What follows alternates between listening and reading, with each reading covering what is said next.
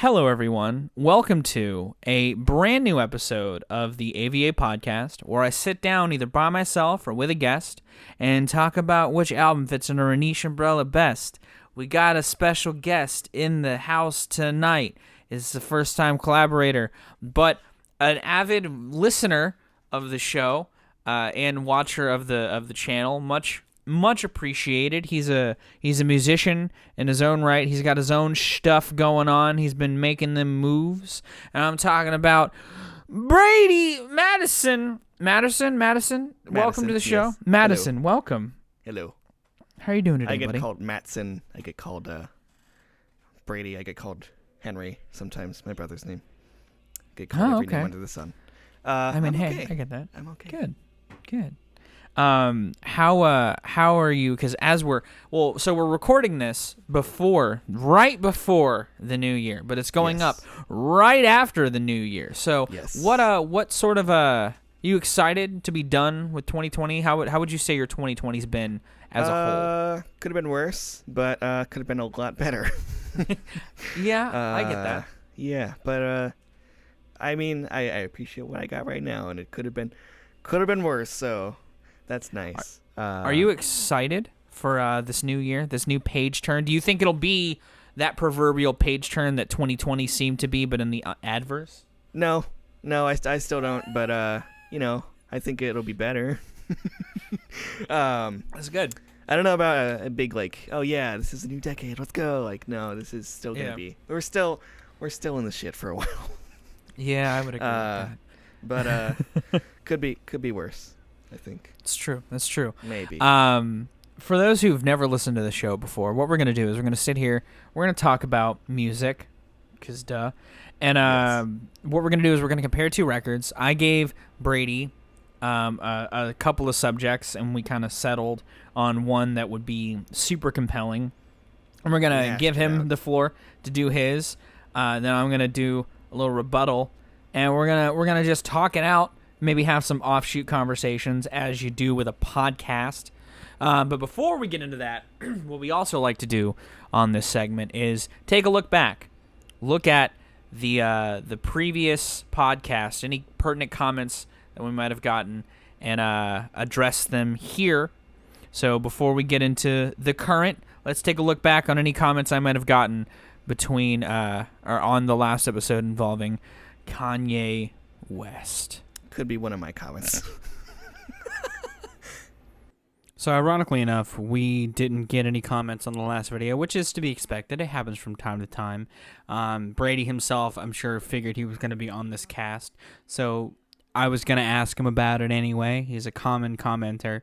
But again, if you're listening to the podcast and you hear something that we talk about and you have something else that you want to add, feel free to do so in the comments, and it'll be brought up in the next cast.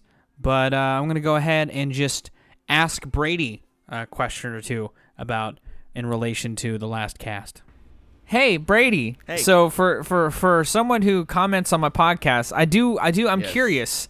What do you think about Kanye West? Do you like Kanye stuff? I like his music. I don't know about him as a person. I don't. Oh, yeah, no, quite fuck him as a respect person. Yeah, no, he sucks as a person. I really like Yeezus, but I really haven't taken the time to really check out enough of his stuff, just because I don't like him enough as a person to really feel like I should warrant giving that my time. For sure. Because I checked out Yeezus pre. Shitstorm. Most recent bullshit as of lately. I guess you could say most recent bullshit is him being A Trump supporter? Yes. An asshole? yeah, a bigger asshole than we had suspected. An evangelist supporter? He's a bad person. Yeah. What do you think of are you much of a fan of Kid Cudi at all? Do you like the stuff that he brings? Okay. So I did like Kids See Ghosts. I did really enjoy it. But as I don't really come back to that one a lot, honestly. As much as I do enjoy a lot of the tracks, it kind of went in one ear out the other. But I did enjoy listening to it when I did. Yeah, it's definitely kind of a vibe playlist. So like, it's definitely got to be. I feel like it's one of those things you got to listen to in the mood for sure. Yeah. Well, that's totally understandable. When it has nothing left to or it doesn't correlate much as far as like linking last cast to this cast. The only thing that really bridges last cast to this cast is that we are doing another artist focal point. I almost said fart. Artist focalized point. We're talking about one guy and his contributions to 2 different projects, but it's not in the vocal front. It's not a vocal collaboration. No, because Brady's a drummer. Yes, I'm a drummer. We play the skins, buddy. Slapping the skins. Yeah. How long have you been a drummer? I have been a drummer since I was at least 4 years old, I think. A while. That's fucking crazy. 4 or 5 years old at least. I watched the Slipknot DVD when I was probably far too young, and I was like, "That looks cool. I want to do that." So I did that. So Joey Jordison's like an influence Jordison, to you, would say? Yes, Slipknot is a very big influence. I don't really like them so much as I did when I was a child, but I met Jay Weinberg, and I would like to meet Joey Jordison someday. And I do admire both of their playing very much. I feel like Matteson had a bit more of a bigger impact as a whole and just better life impact than Slipknot did. Slipknot was definitely kind of the catalyst, though, for me. What about Dave Grohl? Are you much of a Dave Grohl fan as far as his drumming goes? Actually, I do love his drumming. The first CD I ever got when I was a kid was One by One, actually. Really? My aunt got me that. Yeah. My aunt got me a CD player, a little Discman, and One by One. I still have that on my shelf, actually. It's in there somewhere. So I do have quite the history with the Foo Fighters and Dave Grohl, and I do really enjoy. I watched Queens of Stone Age DVD a lot as a kid, but it was the Songs for the Deaf tour, and he toured with them for a while. And yeah. So he's a buddy with Josh. Yeah. So I am very familiar with Dave Grohl. Okay.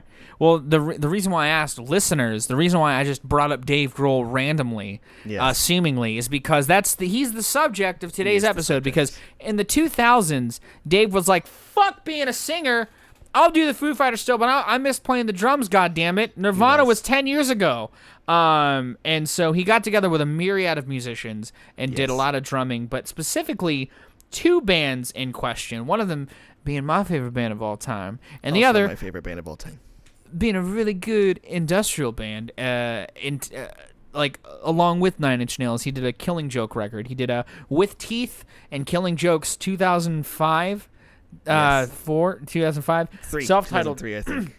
2003. In the 2000s, he did a Killing Joke self-titled record, and I posed the question to Brady, which industrial group's one-off collaboration with Dave Grohl benefited more from his inclusion? Which one of those? And today, Brady's going to be speaking on the side of Killing Joke while also maybe talking about With Teeth a little bit. I'm going to be the inverse. We got things to talk about, but I'm going to give the floor to Brady. Brady, why? Okay, so Killing Joke 2003. If you're not familiar with it, it is one of my all-time favorite albums. That's not related to the album, though. It's good. It's a great record. It is a great record. Killing Joke 2003, I feel like... okay, so if you didn't know the history behind the record, it was made backwards. Killing Joke, when they were in the studio, they had been on hiatus for a while, I think. Almost, not a decade, but a while. Like at least 6 or 7 years, I think. And they did all the guitars and bass and vocals first, and they wanted Danny Carey, John Dolmayan from System of a Down, and Dave Grohl to come in and do drums on each of the tracks that they did. Dave Grohl came in and he was like, "Oh, dude, let me just do the whole album." So they did do the whole album with Dave Grohl. And if you're not familiar with that album, it is, first of all, you should probably listen to it. Second, it's a very primal listen in terms of like drum approach and just like how he approached playing those tracks. It's a lot of overdubbed sections, a lot of really dense, intricately complex parts they had. And Killing Joke is kind of a fascinating specimen in that it's a late career record, but it sounds nothing like a band really running out of ideas. after a series of really pop heavy, not industrial music that they kind of were pretty famous for with their debut album, about 25 years after their debut, the debut kind of industrial-ish album, they felt like they had run out of steam and taken a hiatus for a number of years, and then came back with the 2003 album with Dave Grohl. In a way, you could say it's got this 1,000-yard stare to it that I would personally say With Teeth does not have. They're very different records in that Killing Joke is kind of focused on the world, whereas like With Teeth is kind of focused on self. Like they're both very, at their core, they're both very different albums. But I think Dave Grohl's contributions to both albums are pretty important to both like albums as a whole, just with the feel of things. And so, well, I had a question for you, given one of the things you said. What about the Killing Joke record do you think gives it this 1,000-yard stare? Like, what do you think about it gives it that aesthetic or that style? So I would say, from a musical front, it doesn't have the pop sensibility that the previous albums before it did, and even after. Killing Joke, the self-titled album, has this very guttural feeling to it. Like the riffs and just the beats feel like very primal in an aspect. Like, oh if yeah, you've seen no, some I'd of agree the with behind that. the scenes footage, it's a lot of overdubbing with a lot of focus on playing. Like there's minimal cymbal usage. It's a lot of really just kind of, I guess for lack of a better term, literally just like kind of slapping the skins and just kind of just going ham and just kind of beating the shit out of the kit. And oh yeah, it's very thunderous. It is very thunderous. It kind of has this sort of X factor to it where it's like it was a not a watershed moment, but definitely like a, hey, we're still around, Yeah. No, it is very much a. It's less of a sort of lulling comeback and more of a flashy, very return to roots style in a very contemporary sense. Tracks like Asteroid and the closer House That Pain Built are gargantuan in two very different ways. House That Pain Built has this lumbering sludge to it, but I would agree Dave's drums are very potent in power. And that would be the best word I can use to describe his drums on it. Are very powerful. Yeah. It kind of feels like he took a very different approach. It wasn't so much with the pop sensibility in mind. Like in mind was like, you could say Songs for the Deaf. It's kind of got a very traditional sounding drum feel to it. It's got a very it's got a conventional feeling to it with stuff that he did before and after Killing Joke. Whereas with Killing Joke, it almost doesn't sound like he's the one playing it. But like if you played this for somebody that didn't know that he was on it, you probably wouldn't be able to tell. It's very much out of his comfort zone in that way, and just kind of pulls the entire band out of a comfort zone in a way, because this was a sound that they were sort of familiar with, but they didn't ever quite take the deep dive that they did with 2003's album.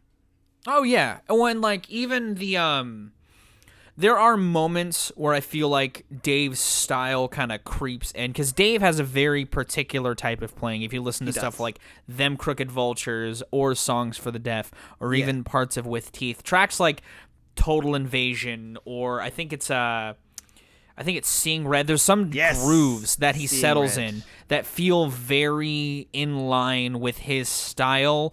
While Dave had a very punkish roots, he definitely feels like he was spreading his wings more, and also honestly almost kind of sets him up for some of the ideas he would bring into the studio when working with Trent on With Teeth. Yeah, absolutely. You could say that sort of like tom and snare heavy feeling could have been like brought into like tracks like With Teeth, the title track, or even The Line Begins to Blur or something like that. You could say that those those elements from doing that album and just being in that experience where it's something very raw, it's very intense, it's kind of grabbing you by the shoulders and screaming in your face. Oh yeah, you could say a lot that was brought into that was kind of developed with Killing Joke was brought into With Teeth. Well, I didn't know that the aspect of the behind the scenes with Killing Joke and that they wanted other drummers to do it. Yeah. Because listening to this record and listening to the approach the band took sonically, I don't see a drummer like John Dolmayan working over these sounds that this record's going for. And Danny Carey maybe, but even his playing is a little too... It's a little too jazzy, pretty. Yeah. A little too much flair. A little too much. A little too much. It doesn't quite have the same punch to it. Yeah. Yeah, because one of the most iconic parts of Nirvana's "Smells Like Teen Spirit" is that thunderous drum intro, like when the drums come in and it like explodes into the main riff. Like the main riff kind of explodes. That is one of the most iconic moments on that record, and it's Dave's playing to throttle the band. You know, I definitely I'm a big fan of Dave's drums. And honestly, I hadn't listened to the Killing Joke record in a while, and when revisiting it for the cast and really paying even more attention to like the drum playing, it was interesting to hear Dave's approach to this project, because like you said, it does feel different in certain aspects for him, and it feels like he's letting his heavier roots show in ways that I think is very cool to hear. Absolutely. Like another track I feel is a pretty good example of that sort of keeping everything in motion is Implant. Oh yeah, the track Implant. You could say that like I noticed, like you don't hear anybody else doing this album really other than Dave Grohl. Like you don't, like, it's just not something that in hindsight, after getting Dave to do that album, like, and knowing who else they wanted involved with it, you don't really see that, you know? It's like, it doesn't feel like something that they would be able to really do with both of those drummers, like both of those different drummers' playing styles, really. Like, I don't hear John from System doing a track like Asteroid, or you know, you don't hear Danny Carey doing something like the Death and like the opener. Yeah, the opener has this like thunderous approach to it. Oh my god, is insane, gargantuan. It sounds like I guess, for lack of a better term, it sounds like an asteroid hitting. Yeah. I mean, it's crazy. It does feel like it kind of has this eerie, apocalyptic kind of feel to it, where it's like very nihilistic and like, you know, hey, you know, it's kind of like saying that we're all fucked. Yeah. No, and it sets the tone for the record incredibly well. Yeah. I think it's good. I think something that feels a little bit overlooked in that album's aspect is the structure of it, and just like how it's kind of paced out. It doesn't really let you loose very much, other than You'll Never Get to Me, I would say, is the only exception to that. Is like, it really doesn't want to let you go at all. It just kind of keeps you, like, it kind of holds the leash a bit short, you could say. Like, kinda, like even a track like Dark Forces that takes a little more of a ambient approach to some of its beginnings, it at least gets to a point where it matches that intensity, you know? Yeah, absolutely. You know, I would agree with a lot of those sentiments, to be honest. But yes, if I could step in for a hot second, yes. While Dave is not all over With Teeth, he's only on about half the record. Mm-hmm. The points that he's there feel the most poignant in solidifying the humanity in With Teeth. There was a word you used when talking about Killing Joke that I also feel like mirrors, and this could just be a testament to Dave's playing style, a lot of his presence on With Teeth, and that's primal. Yes. You know what you are. That double bass assault is where it just totally kicks down the fucking door and just like it's like, hey. Yeah. You're a fucking asshole. Yeah, no, I definitely I think and the tracks that he's on here, you know what you are, The Collector, Getting Smaller, Line Begins to Blur, even Sunspots, they all feel lyrically like points where Trent, and it's not to say those are the only tracks like that, but even Every Day is exactly the same. It feels like a point where he's confronting his fame, he's confronting his addictions, he's confronting a lot of the issues that the record itself has going at its core, a lot more from a human side. And that's one of the things I feel like, that's why I feel like Dave's contributions on With Teeth feel more of a benefit. It feels more rewarding. His presence there feels like it enhances those thematics because of his drumming style. Yeah, absolutely. I really enjoy Dave's contributions to this, and I love With Teeth in general. The record itself, as I feel like, very underrated in the Deftones, in the Nine Inch Nails catalog. I was talking about Deftones a lot recently, so I'm kind of wrapped up in Deftones, but it's very underrated in the Nine Inch Nails catalog, in my opinion. Yeah. And I think it's because the writing and the point what it acts as for Trent is what really sells the record to me. It was Trent purging his addictions. It almost seemed like him attacking what could have been a relapse, head on, because music and addiction and those thematics feel very intrinsically tied to Nine Inch Nails for Trent.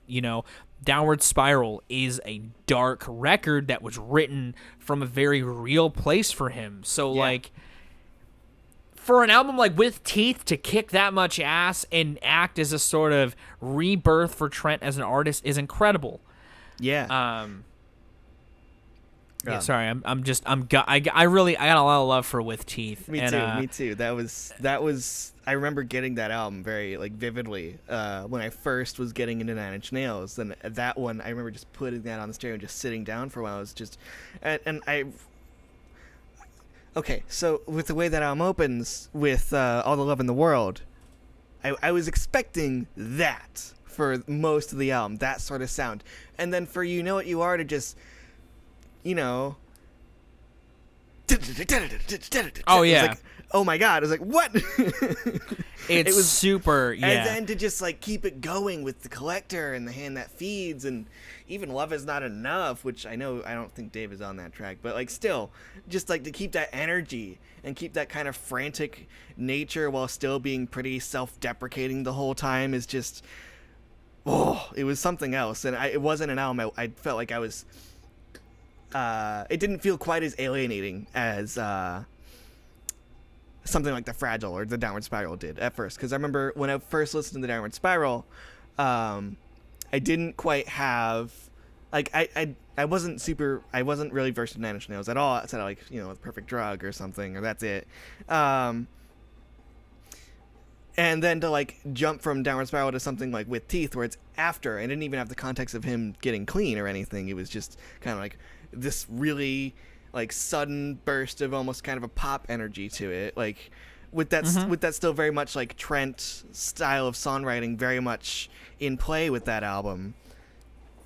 A common complaint I see with Teeth is it sounds like Trent went pop, but really he's never abandoned that sort of style to his songwriting. That's just how he writes. Have you listened to Pretty Hate Machine? Yeah, his first album was a dance album, for God's sake. I think it's even Trent himself, because I've listened to there's way too many fucking interviews with Trent Reznor. The dude describes himself as a guy who writes pop songs. Yeah, and that's very fitting for that album.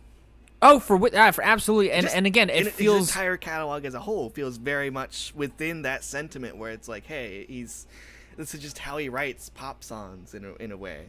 Yeah, he just tackles it in a very personal way. His lyrics just are very insular, and it's amazing to me that a record like With Teeth, with it being a project so very intrinsically tied to Trent as a person, that the inclusion of somebody like Dave Grohl, who adds a lot of personality to it, can enhance that personal feeling so vividly. Yeah. It's insane to me that I'm fighting a burp. Hold on.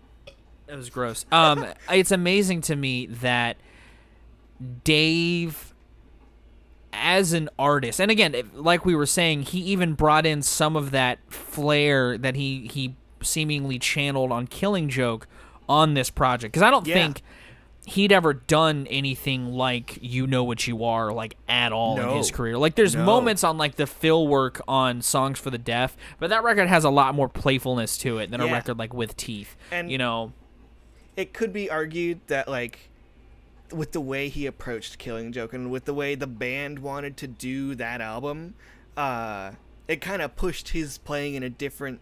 It kind of, like... I hate to sound basic, but it did kind of enhance his style, and it did do a lot for his playing as a whole, I think. Because without doing that album, you wouldn't have had a track like You Know What You Are sounding the way it does and having that sort of energy to it. And even like tracks like With Teeth, where it's this very off-kilter, odd time signature kind of beat, where it's you wouldn't have had those tracks with that same sort of feel. Same. Yeah, The Collector's the same way. Like, yeah, and I don't see somebody like Dave Grohl doing songs like that without that experience of being very heavily involved with the process of doing the Killing Joke album. Like, he was constantly trying to do different things with. I watched some behind the scenes footage, and he was very involved with a lot of the process. Like, nothing was really it was very meticulous with how he wanted the drums to sound, and the band kind of followed suit with that because they had the entire album written except for the drums. Yeah. You could say that he had a much more constant, like a much more consistent input, I think, with Killing Joke than with Teeth. Well, and even in the case of him adapting his drums, because between Killing Joke and With Teeth, he also made Probot. So it feels like he was riding this wave post, because he did Songs for the Deaf and then he did Killing Joke, and it feels like he almost rode the wave of that intensity and that expansion of his own sort of repertoire from Killing Joke through Probot into With Teeth. Absolutely. But I think because he got to work with such a high-profile act, or like such a beloved, I don't want to say high-profile, beloved act like Killing Joke, to then work with somebody like Trent, who's, like you said, sort of the inverse conceptually, because Killing Joke is very outward. It's very, the world is fucked and we gotta live in it, baby. Yep. With Teeth, and again, I feel like he benefited from being able to sort of tailor his experience to fitting what Trent was wanting. Because it's not like a Songs for the Deaf where he's working with a dude and they're just writing this desert rock record, no, it's a very, like, both, really both of these albums, they kind of have a very distinct, I guess you could say they have a very distinct mission statement. Yeah. I would agree with that. What's interesting to me, though, is that Dave doesn't do this much anymore. No. It sucks. It does not. I would love that because, like, again, he is a big influence on my drums. Like, my drumming, like, a lot of the first songs I learned on drums were Dave-centric stuff. Like, I learned In Bloom. That was one of the first songs I learned on drums. Sunspots, another song that was, like, one of the first songs I learned how to play on drums. It's a great song. They should play it live. It's just because of the vocals, really which I get, because Trent's doing some, like, really belty stuff on that song. So, like, I get why they don't, but it does suck because I love Sunspots a lot. But, like, I think we both kind of reach a similar sentiment that, like, both of these records do kind of they have their own approach, and Dave does enhance them in his own ways. For lack of a better, or for better and for better. I don't know. I'm trying to think of a way to end that sentence that isn't stupid, but Yeah. I feel like I would personally argue that I think Dave had much more of a hand in really getting that record to feel the way it does with Killing Joke. Okay. I would say, like, especially considering he was the only person doing the drums on that, I would pretty fairly argue that I think Dave's input did more to carry that album's sound and did more to carry that album's message and feeling of, like, just this really intense, like, this intensity to it. And I would say he succeeded at that, I think, a little bit better than the Nine Inch Nails album. So, and I think that's not knowing that that's how the behind the scenes went. I definitely, like, after hearing that that's how Killing Joke pulled that record together, I can see your argument very, very clearly. Yeah, like that does make a lot of sense. Definitely. I stand by my statement that With Teeth's thematic elements are enhanced by Dave Grohl's drums. Yes. I know my opening statement wasn't super great, but I still had that to lean on. You had a very convincing argument. One, it's funny. So before we get into any other follow-up questions I have about Dave and music in general, I do want to address the Patreon polls because that's a big component of the show. If you're listening, the Instagram poll was very, very, very close. And you want to... Well, it started off that way. I hate to break it to you, but it did not end up that way. But if you want to submit... If you want to join the polls, if you want to leave any comments on polls, follow my Instagram. It's ViralRack. But on the polls, it did start off very close. But the final... the final tally ended up with an 86%, 14% split in favor of With Teeth. Yeah, I mean, I guess I should have expected that, considering, With Teeth is, what is that? Didn't that go like double platinum or something? It was like did. number one, like immediately. So of course, but I think I still feel like I'm pretty in the right on this one. And I will say a lot of and this is something that I've addressed a couple of times now. When it comes to voting in the Instagram polls, I'm always curious as to why people vote the way they do. And there's some people that I know who do know of Killing Joke that I thought would have voted for Killing Joke and did not. What? I was shocked by some of the results. Yeah, they probably they might have not known that about the no drums thing. Oh yeah, that's possibly not, because that wasn't really like publicized at all. I know, because like the big thing that was kind of the selling point, like one of the biggest selling points of that album was that Dave Grohl was on it. But I don't know really how like public they were about, like, hey, we didn't write this with any drums, and then Dave did all of them.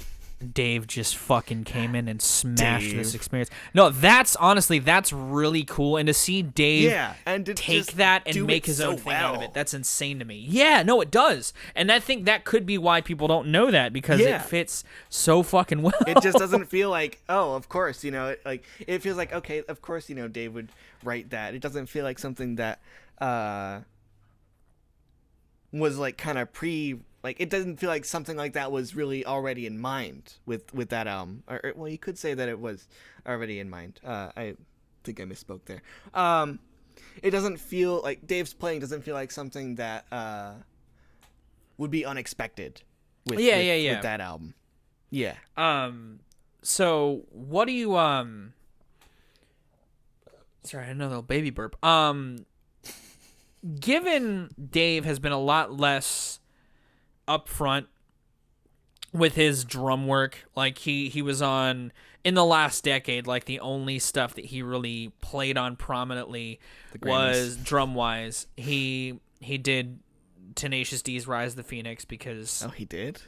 He was the drums on almost all of that record. I've never been a big Tenacious D fan, so like I guess I mean that's fair. I like their earlier work, but that's because I like Jack Black, but he hasn't really done he hasn't really done much drum stuff. But do you think what's the question I'm trying to ask?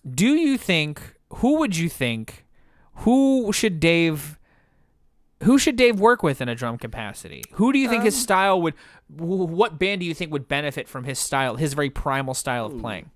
Ooh. So I guess it could be pretty argued that he doesn't quite have that same. Excuse me. He doesn't have that same really primal feel anymore.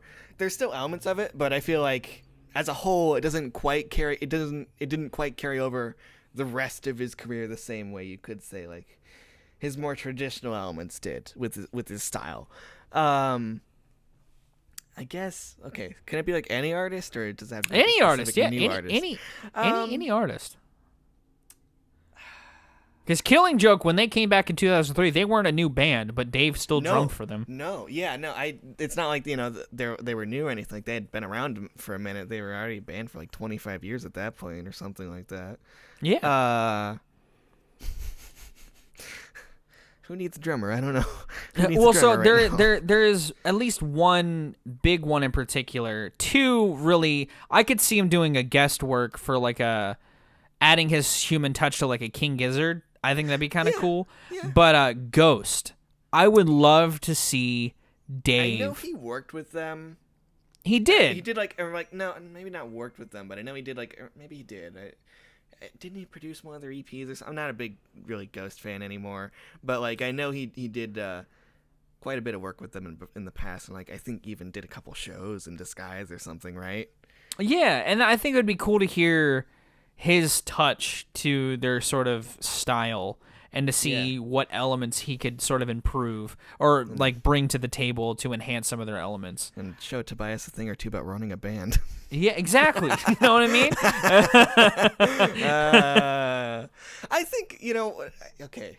I really, to kind of touch back on Slipknot, I do really like Jay Weinberg's style, but he kind of has these things that he does with his playing where it's very like, okay, of course you're going to do that. It doesn't feel like the same variety is there with like Joey's playing, which is fine. I know he's not trying to be Joey. That's not the issue here. But like the issue is like he kind of falls into these sort of little tropes with his style, I guess, and it doesn't sound like he really progressed much from the Gray Chapter. Like with the Gray Chapter, that was acceptable because that was a comeback album. Of course, they're gonna have a little bit of growing pains, and of course, he's not gonna like, oh, let me do all these crazy different things. He's gonna try and stay in line because he's a new guy. So like, but I was expecting with We Are Not Your Kind a little more, just something else that didn't sound like, okay, this sounds like this could be played on the Gray Chapter. I was expecting a little more progression, so I'd like to see him maybe do something with that. But Slipknot's kind of. So you didn't like Slipknot's new album as much as other people did. I did, but I just feel like the drums in particular were something that really bothered me. Okay. Because I expected so much more out of the playing on that, and it didn't quite match it. Because I guess you could say that maybe the styles of Iowa and Self-Titled don't feel entirely different, but there was a progression still. Like there was still stuff that he wasn't doing that Joey wasn't doing on Self-Titled that he was doing on Iowa. Iowa's intense as fuck on the drum front, dude. Yeah, my voice cracked. Yeah. And I feel like that progression maybe isn't quite there. It almost felt like maybe even by their more experimental standards of We Are Not Your Kind, it could benefit from somebody like Dave Grohl coming in, really giving something especially heavy a shot. I think that could be really exciting. Yeah. Definitely. I think that would be cool. I think, I don't like to rag on Slipknot too much, but like I feel like maybe they'd even show him a little more respect than Jay, because I feel like, they don't quite respect their newer members as much as they should. I would agree with that, for sure. But that's a story for another day. Yeah. I could go on for hours about that. One artist I would also like to see Dave work with that's on the older front, Iggy Pop. Oh, yeah. I would love to see a post-pop depression, but with Josh Grohl. And Dave. Oh, and God, Iggy. that would be so awesome. That would be really, really cool. I like Matt Helders from Arctic Monkeys, but he's very much... his drumming on that album very much sounded like Arctic Monkeys, didn't quite sound like him. It sounded like, okay, it sounds like you're just kind of playing another track off of AM, you know what I mean? And I really like AM. So it's like, really, it didn't feel like he was really mixing up as much as he could have. And I think, oh man, that'd be badass. I feel like someone like Dave could bring in, like, he could enhance a lot of anything that Iggy's doing, and because he has this established chemistry with Josh from various things, that would be they amazing. could bring together a cool project with Iggy.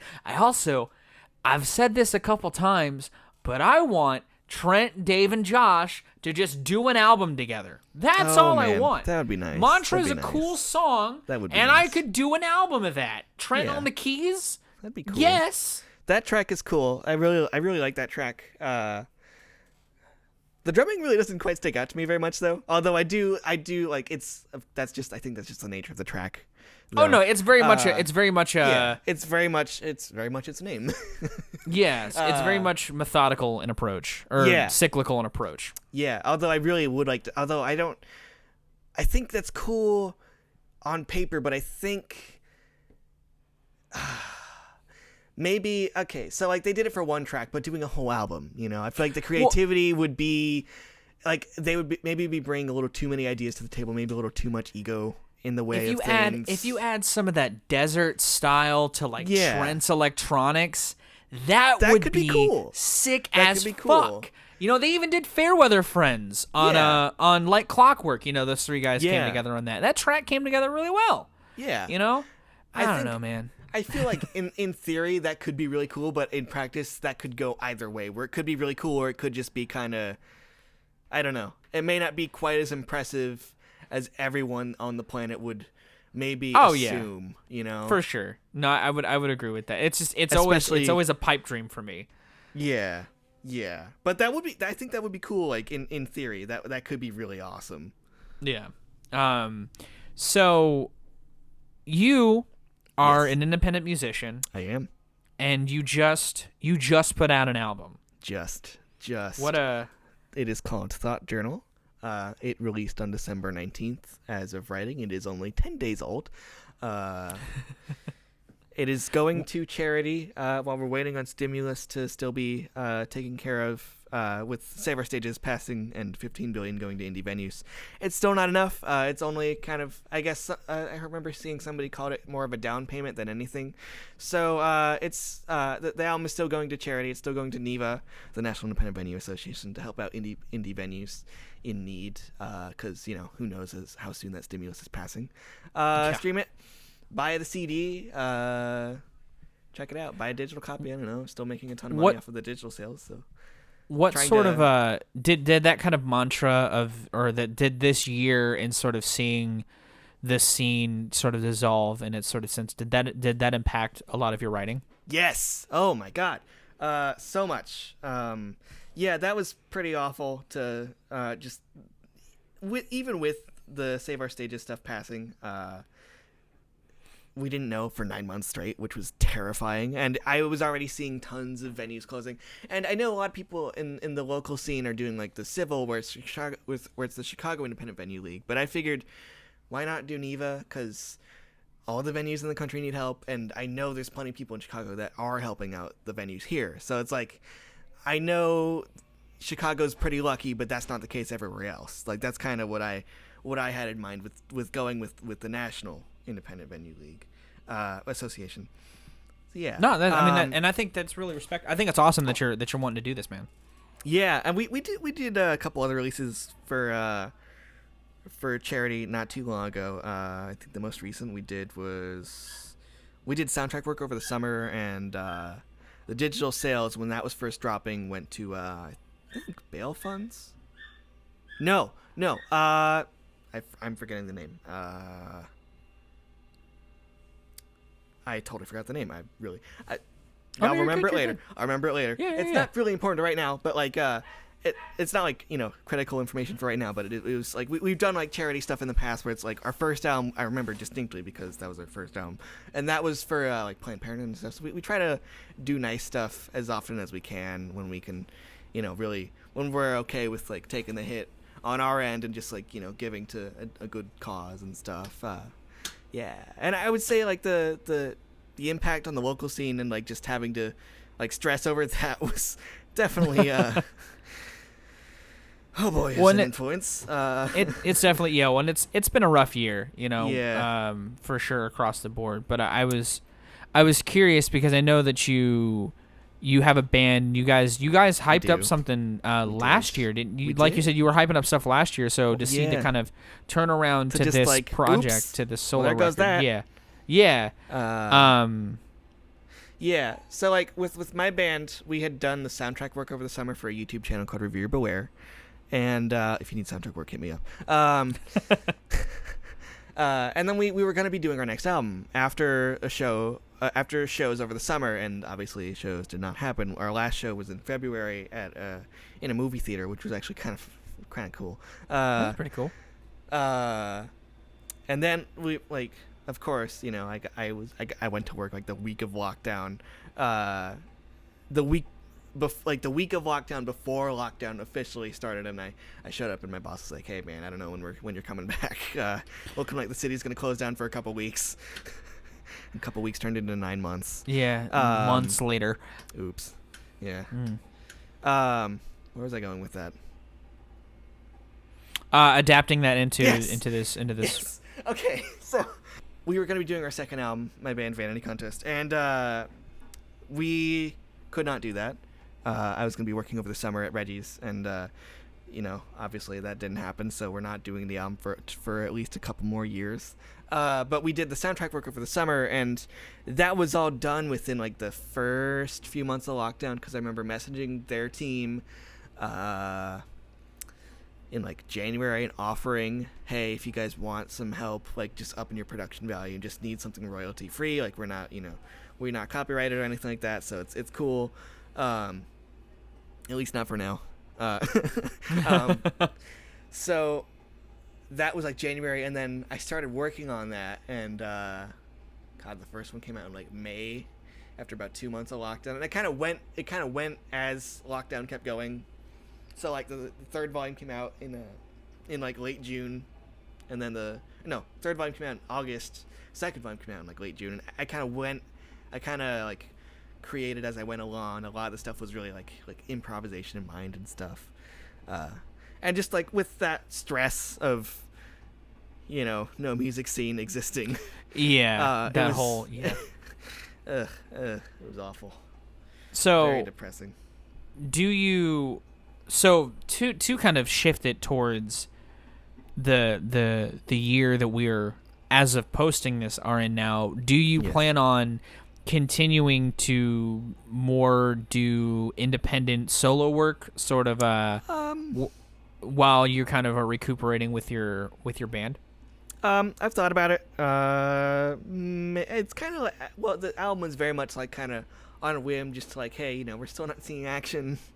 Do I have any music to put out? Yes, great, okay. And that was very like, okay, I just kind of had this stuff sitting around that didn't feel like my band's music at all. And it's like, okay, this kind of felt like logical to put it under my own name, so I did. And it kind of, I want to get my band back together at some point too, which would be nice. Our new album is Of course. I've been mixing it, and it's a doozy. And I like to do shows. And our goal for this year was to do shows all year and then put out the album. So we're waiting till we can do shows again to do the album. But it's kind of been a lot of like stuff on the side, and just keeping busy with stuff behind the scenes, and a lot of reaching out to blogs and podcasts and not hearing back, with a few exceptions. Well, I'm always happy to bring people on who have a purpose to project out there. And like you said, if you need any soundtrack work, hit your boy up. Or what would be a good place to hit you up in a business sense? And to talk about Dave Grohl. You can find my band on Twitter at Contest Vanity, because they didn't have Vanity Contest available, which kind of was annoying. And then I'm on Instagram at Brady Matteson _ BRADY _MATTESON. And then I'm also, I guess, on Facebook, if you use Facebook. And then I have a band email on our website at vanitycontestband.com, I think. right? Is that the website name? I don't remember. I think Nah, no. Yeah, it's vanitycontestband.com. I think it's vanitycontestband.com. I don't remember off the top of my head. I'll send you links to put in the description or something. Yeah, the links will be in the description for those. We have a link tree, so it's like that just links to everything. So it helps. I just send link that trees usually. Are Those are the godsend. best. Yeah. Oh my god. No, they are. They really are. When I would like email blogs and stuff about like, hey, you cover our soundtrack work, and it would be like, I didn't want to copy and paste like 30 different links to all our social media and like SoundCloud and Bandcamp and stuff. So I was like, what can I use? And then I discovered Linktree, and it was a godsend. This is the best thing ever. What to give sort of listeners a sort of an idea as some of the styles you try to aim for that you've really done a good job of emulating. What sort of stuff do you like to put out there as far as stylistically? How would you describe it? Solo material wise, it's kind of, I heard somebody call it ambient synth pop, but I don't know if I would describe it so much as that. I would say ambient more than synth poppy. It's very much within the realms of, ironically, your Trent Reznor's of the world. Ironically enough, but I think I feel like I'm definitely breaking out of that wheelhouse, which is good. And the band stuff is a lot more, it's kind of its own thing now. Like, early on it was very lo-fi, but like now it's very much more like polished, a little bit minimal in some ways, and it's still very synth heavy. So if you like electronic music, yeah, check it out. And trust me, if you're a fan if you've listened to the podcast, you already know I love me some synths. Yes. So those I definitely bloops. Give this synthy boy Give the bleep a to reach. listen. Yeah. Give him some work. He's a boy who needs some work. Yeah, some work. Also, like an actual job too would be nice. Well, yeah. It's unfortunate that the year continued to spiral into the state that it's in, because and I mean this sincerely. Like, it really hurt. I was lucky. I got one of those essential worker jobs.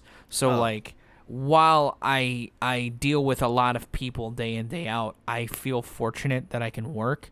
Yeah, but definitely. I really feel for especially the artists, the independent artists that have been really it's been rough. I've had other friends that have had their own issues with the state of the world. Did you know that Mastodon is on unemployment? All 4 of them. Really? Really? All 4 of them are on unemployment because they only made money off of merch sales and like maybe a fraction of ticket costs at shows. They never made a single cent off their music. They don't make anything off of streaming. They opened up their own independent like yard sale kind of thing where they'd sell old and new merch and stuff. And yeah, I have seen that here and there. Isn't that depressing? Like, it is. I mean, that's why I bought merch, because they're one of my favorite bands. I did too. Support your artists, guys. Seriously. Support artists, seriously. Like, we don't have a lot to do right now, and bills are only getting. Bills still exist, so. Yeah. The government doesn't care that the world sucks. They want your money. Nope. That's our money, anyways. Give it back. Yeah. Well, no. What's insane to me though is that you're telling me this, because they are in the studio right now. They're working on a record. I wonder who's paying for it. That's what I mean. Their label has to be. Their label has surely to their be. label. Yeah, I don't doubt that it's their label, but like still, that's. You can pay them to make a new record, but you can't like give them something to sort of act in place of the world on fire. That's fucked up. You would think. You would think. Up. I kind of. You would expect the artists that have technically made it to be stable. You don't have to be like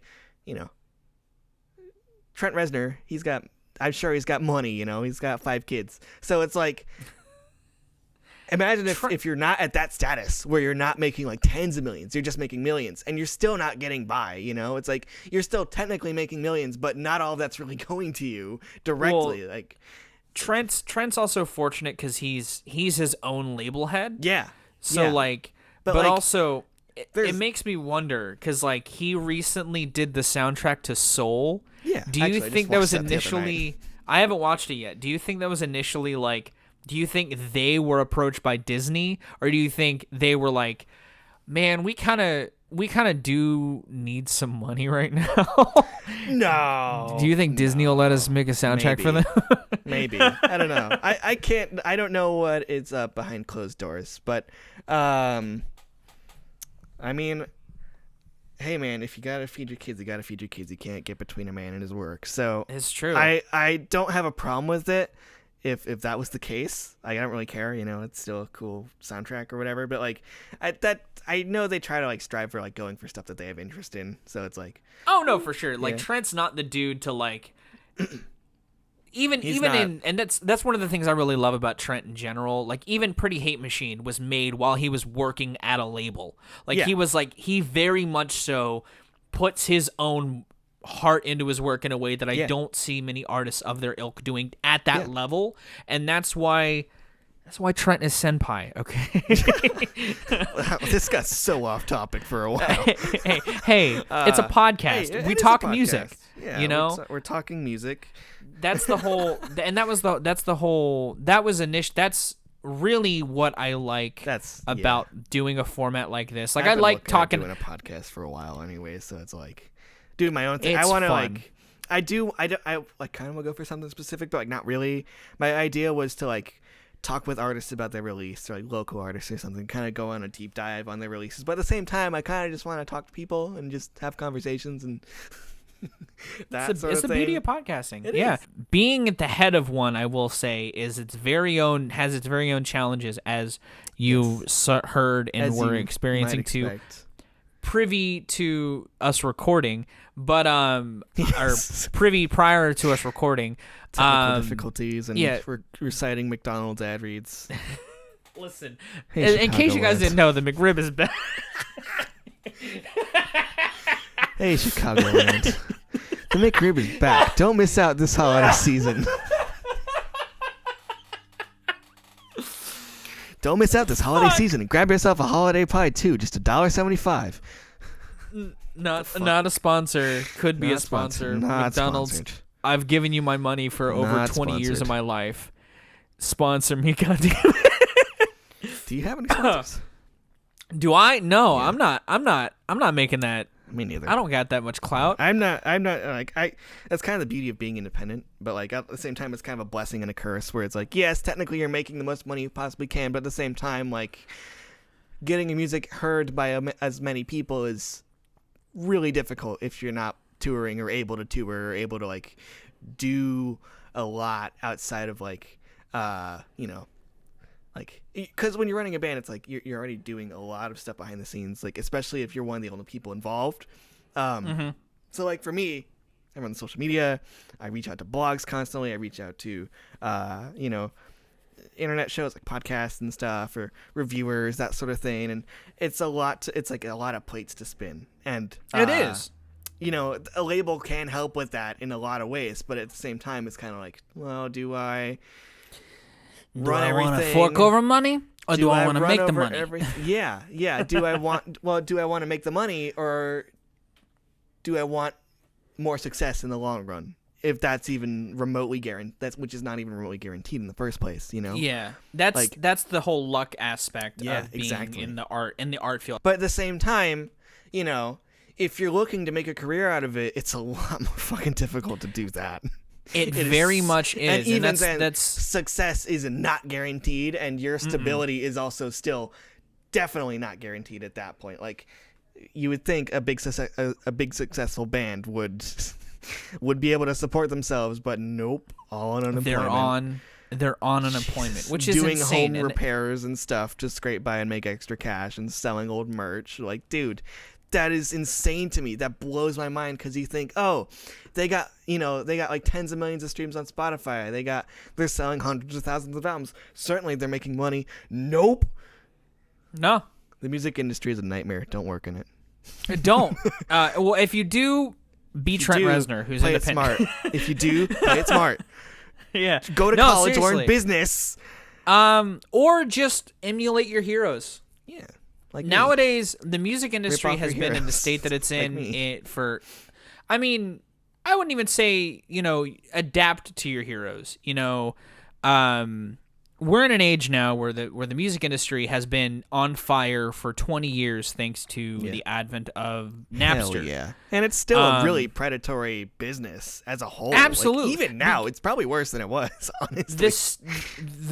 What Napster did was made the music industry more vulturistic because they need all the money they gotta get all the money. They gotta get all the money. I need a fifth Porsche. And the thing is, I think with the streaming age, and especially with people being fucked over right now, we're going to see the music industry change for the better, and that has me hopeful about the future and just being able to do shows. And yeah, I hope so too. I hope labels hold my breath on making a career out of doing music at all, but like, I keep my expectations low. I'm not disappointed as much. That's tapered expectations. That's the best way to approach music. Yeah, and I do this for me anyways. I do this because I enjoy it. I enjoy the hobby. It's a passion of mine. So it's like, that's it's not like I'm expecting, how come I haven't streamed 20,000 times yet? Or how come I haven't, sold platinum albums yet? Like, no, that's ridiculous. It's always about the small victories. And I think we're going to see a lot of really good changes, especially with the Spotify CEO really pissing off every musician on the planet. Oh, for sure. Like, I feel like those who stay money hungry will end up in debt by the end of all of this because more artists will advocate for the change that needs to be made.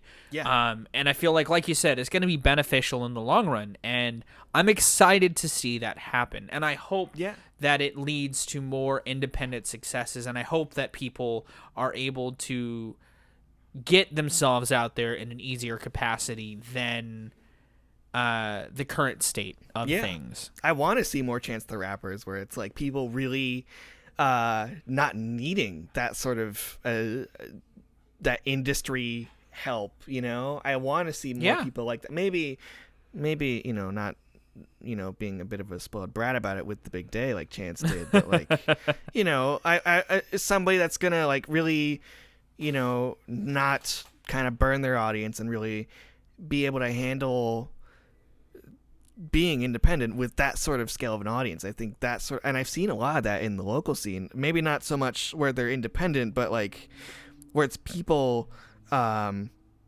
really being able to like handle their audience and like know what people like, and really just they've got a very good sense of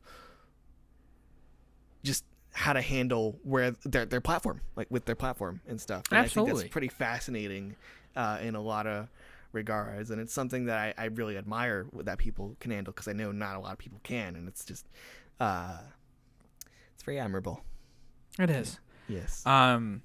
To sort of lead to a wrap up, do you have any other?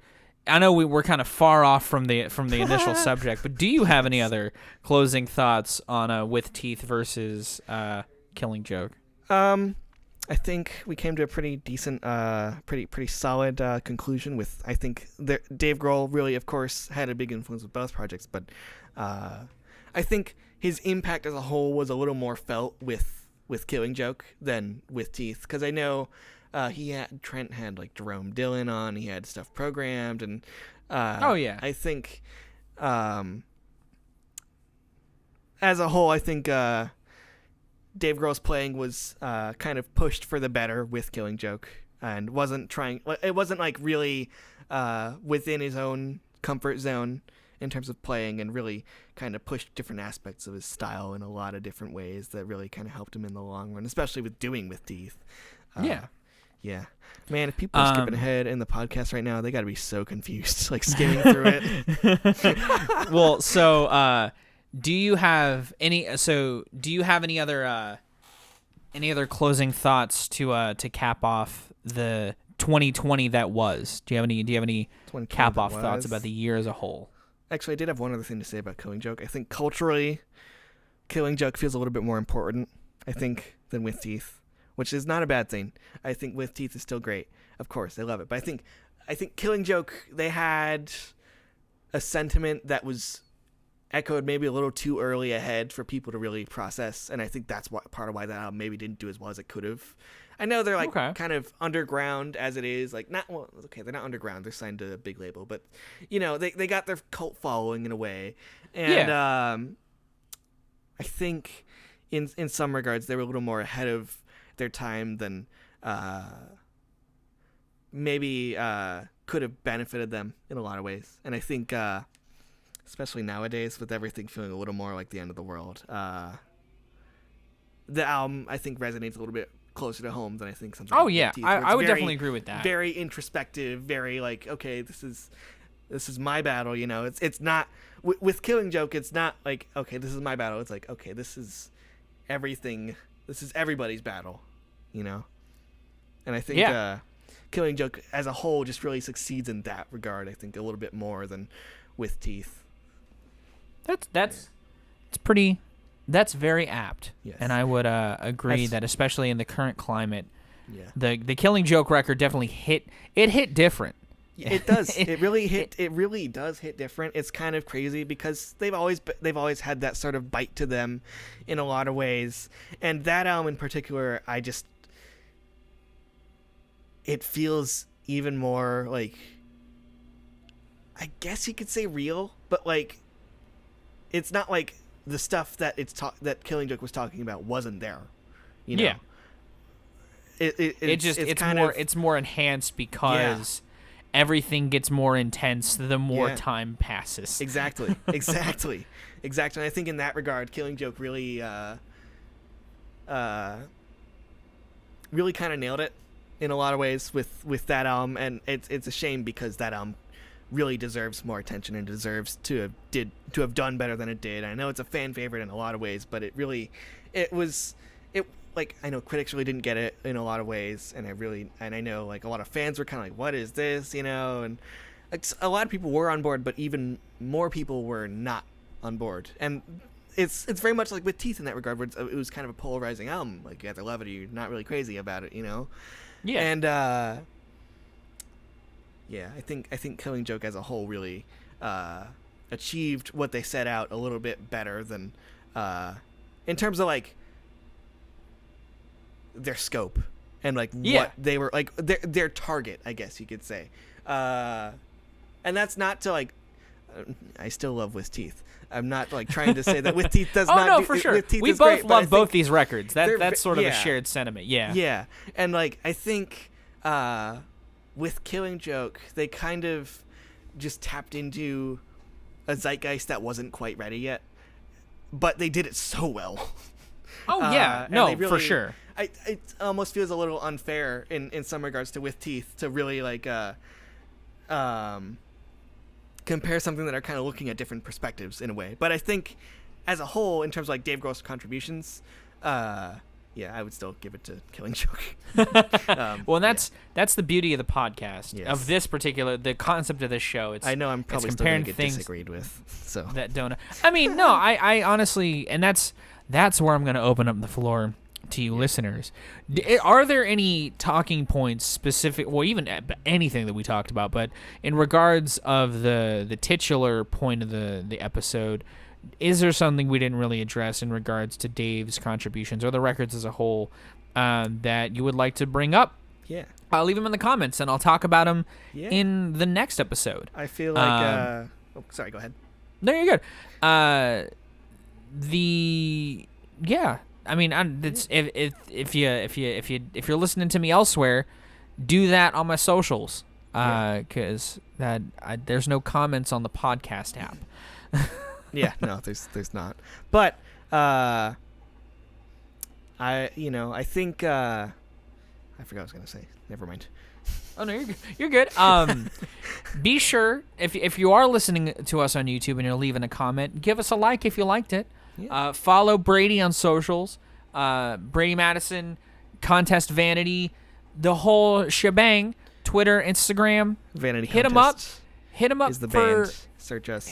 It'll come up with Terraria stuff, but that was we went around before Terraria's Vanity Contests thing, whatever. I don't even know what that's about, but if it shows up with a bunch of Terraria stuff, just add band to whatever you're searching, and it'll be the band. There you go. Obviously, subscribe if you haven't already. I do a lot of stuff on the internet. Special thanks to the patrons as well. Support the boy. They give that double support, and it's always appreciated. That cash money. Give me that. Yeah, got that dinner money, baby. Dogecoin. Got that Dogecoin. Thank you for joining me on this episode, Brady. It was a good conversation, man. Yeah.